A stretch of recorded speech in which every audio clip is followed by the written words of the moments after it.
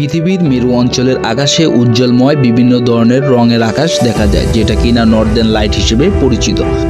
প্রাকৃতিক এক বিস্ময়কর আলোক প্রদর্শন যা পৃথিবীর মেরু অঞ্চলেই বিদ্যমান। এর বৈজ্ঞানিক ব্যাখ্যা এবং প্রাকৃতিক সৌন্দর্যের কারণ কি, কিভাবে নর্দার্ন লাইট তৈরি হয়, এ নিয়ে ভিডিওর আজকের আয়োজন। সূর্যের কার্যকলাপ।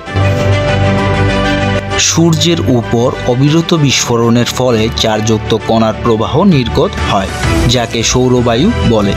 এই কণা পৃথিবীর দিকে ছুটে আসে এবং পৃথিবীর চৌম্বকক্ষেত্র দ্বারা আকৃষ্ট হয়। মিথস্ক্রিয়া।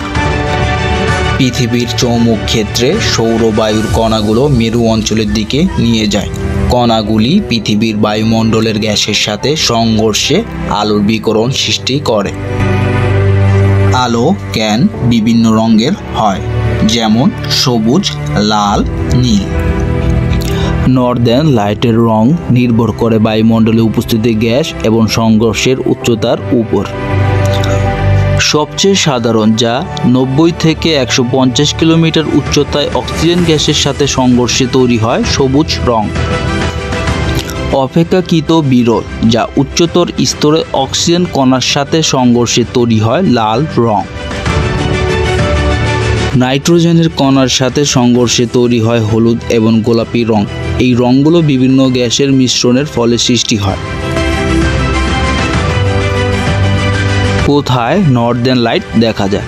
নর্দার্ন লাইট প্রধানত উত্তর গোলার্ধের মেরু অঞ্চল বা এর কাছাকাছি এলাকায় দেখা যায়, যেমন Norway, Sweden, Finland, Iceland, Canada, রাশিয়ার সাইবেরিয়া।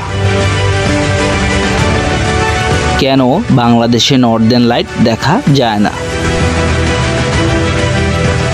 নর্দার্ন লাইট দেখা যায় মেরু অঞ্চলে, কারণ সৌরবায়ুর চার্জযুক্ত কণাগুলি পৃথিবীর চৌম্বকক্ষেত্রের কারণে মেরুর দিকে আকৃষ্ট হয়। বাংলাদেশ বিষুবরেখার কাছাকাছি অবস্থিত, তাই এখানে এটি দেখা সম্ভব নয়। এই প্রক্রিয়ায় সূর্যের কার্যকলাপ, সৌরজগৎ এবং পৃথিবীর বায়ুমণ্ডল সম্পর্কে গুরুত্বপূর্ণ তথ্য দেয়।